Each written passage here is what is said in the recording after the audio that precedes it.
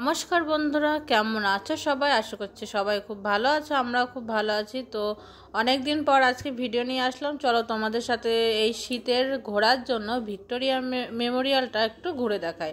তো আমরা প্রথমে সকাল সকাল বর্ধমান থেকে ট্রেনে রওনা দিলাম এবং হচ্ছে যে হাওড়াতে পৌঁছিয়ে সেখান থেকে মেট্রো ধরে আমরা গেলাম এক্সপ্লানেডে।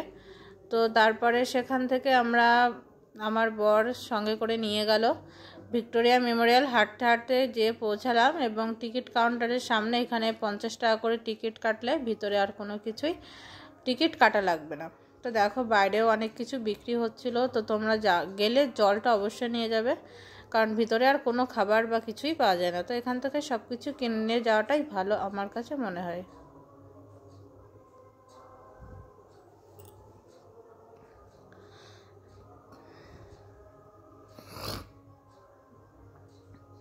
তো তারপরে দেখো এই যে ভিক্টোরিয়াটা বাইরের থেকে কত সুন্দর দেখতে। তো আস্তে আস্তে আমরা গুটি গুটি পায়ে ভিতরে প্রবেশ করলাম এবং ভীষণ বড় জলাশয় দেখতে পেলাম এবং আমরা চারিদিকে প্রথমে আগে ঘুরে দেখলাম কেমন কি আছে সব কিছু, তারপরেই ভিক্টোরিয়া মেমোরিয়ালের সামনে গেলাম আর কি। এই যে সবাই ছবি তুলতে ব্যস্ত এখানে।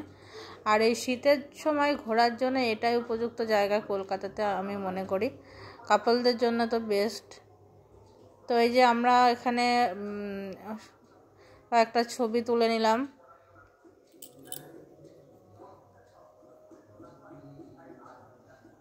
তারপরে এখান থেকে এই ভিক্টোরিয়া মেমোরিয়ালের ভিতরে গেলাম এবং দেখলাম ভীষণ বড় একটা জায়গা, পুরো মার্বেল পাথরে তৈরি। এবং এই যে উইলিয়াম হান্টার যে চেয়ারটা ব্যবহার করতেন তোমরা জানো অনেকে, সেই চেয়ারটা এখানে জাদুঘরে, এটা জাদুঘর আর কি, এখানে সংরক্ষিত করে রাখা হয়েছে। তারপরে অনেক পুস্তক পুস্তিকা, তলোয়ার, রাজারা যেভাবে যুদ্ধ করতো যেই জিনিসগুলো দিয়ে, সেগুলো এখানে রয়েছে।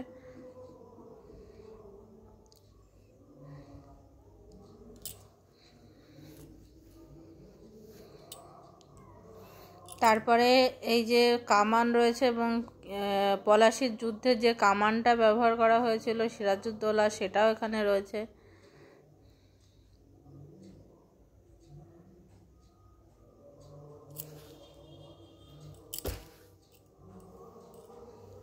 তারপর এটা হচ্ছে লর্ড ক্লাইভ, তোমরা অনেকেই চেনো, যারা ইতিহাস পড়েছ সবাই জানো আর কি। এখানেও সব ছবি টবি তুলছিল আর কি। তারপরে এই যে অনেক কামান রয়েছে, গোলা বারুদ। তো ইতিহাস সম্পর্কে জানার জন্য, জানতে হলে আমার মনে হয় এই জায়গাটা খুবই সুন্দর একটা জায়গা।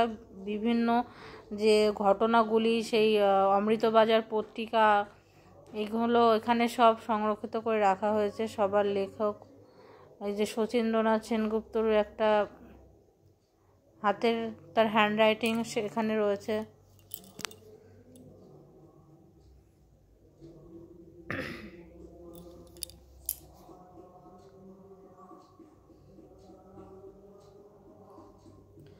তারপরে এই যে কোমাগাতা মারু জাহাজের ঘটনাটা এখানে কিভাবে ঘটেছিল সেটাও এখানে ছবি আকারে দেওয়া রয়েছে আর কি।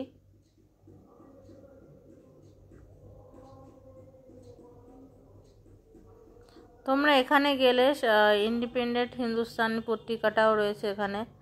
এর পাশে রয়েছে প্রিন্সেপ ঘাট, সেখানেও তোমরা ঘুরতে যেতে পারবে। তো আমরা সেখানেও গেছিলাম, সেই ব্লগটা আবার আসবে নতুন করে।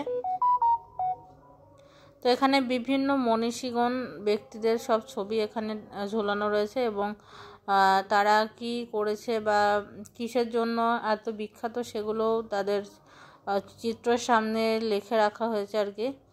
তো তোমরা যদি ঘুরতে যেতে চাও, আমার মনে হয় ইতিহাস সম্পর্কে অনেক কিছুই জানতে পারবে।